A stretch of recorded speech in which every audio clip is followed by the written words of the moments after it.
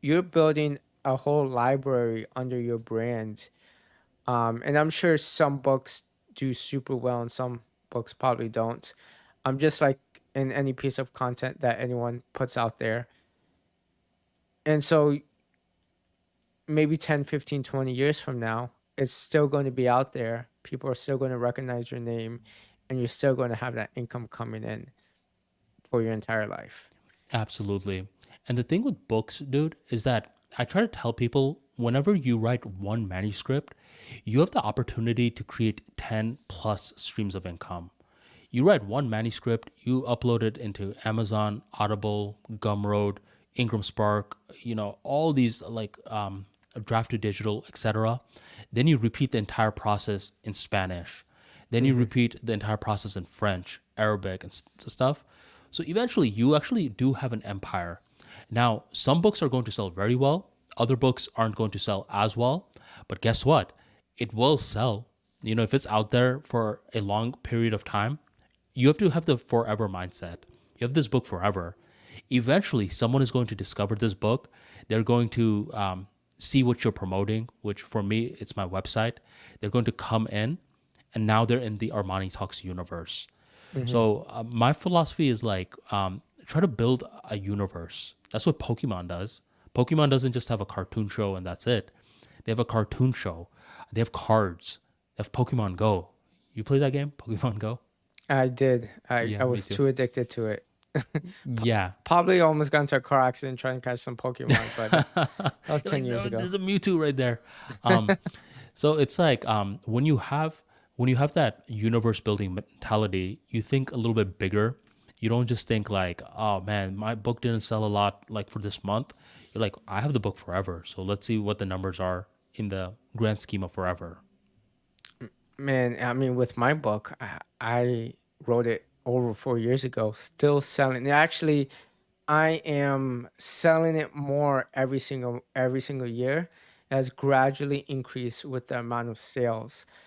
Um, Obviously, I haven't sold over 1 million books or things like that, not even close. But Mm-hmm.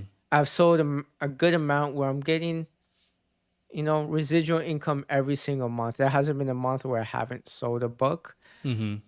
But me and you are kind of like a rare exception as far as we were successful in a sense where we may not be like a New York Times bestseller, but we have income coming every single month, month over month, year after year with our books. Most authors don't have that. In fact, I think there's a statistic out there where 95% of authors don't sell more than 200 books in their entire longevity.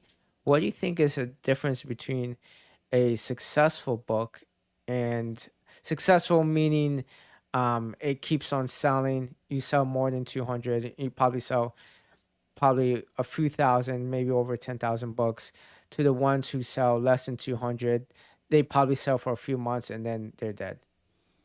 Your goal is to create a machine. Where for you, never fight alone. Fire, yeah.